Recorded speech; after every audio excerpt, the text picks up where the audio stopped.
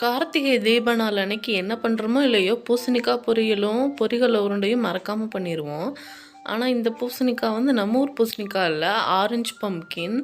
சரி, நம்ம வீட்டில் பாதி பேருக்கு பிடிக்கும், பாதி பேருக்கு பிடிக்காது. அதனால் சின்னதாகவே வாங்கி பண்ணிடலாம் அப்படின்னு சொல்லிட்டு குட்டியாக வாங்கிட்டேன். அது எல்லாமே நல்லா கட் பண்ணி வச்சிட்டேன், தோல் சீவி. பூசணிக்காய் விதையை மறக்காமல் எடுத்து ட்ரை ரோஸ்ட் பண்ணி சாப்பிடுங்க, டேஸ்ட்டாக இருக்கும். ஒரு கடாயில் கொஞ்சமாக ஆயில் விட்டுக்கோங்க. கடுகு போட்டுக்கலாம். அப்புறமா கொஞ்சம் வெங்காயம் போட்டுக்கோங்க. ஒரே ஒரு வத்தல் கிள்ளி போட்டுக்கோங்க.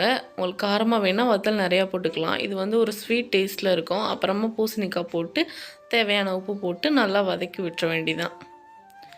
இது ரொம்பவே ஈஸியான பொரியல். ஆனால் இது நல்லா டேஸ்ட்டாக இருக்கும். சாதத்தோடு பிசைஞ்சு சாப்பிடும்போது ரொம்ப சுவையாக இருக்கும்.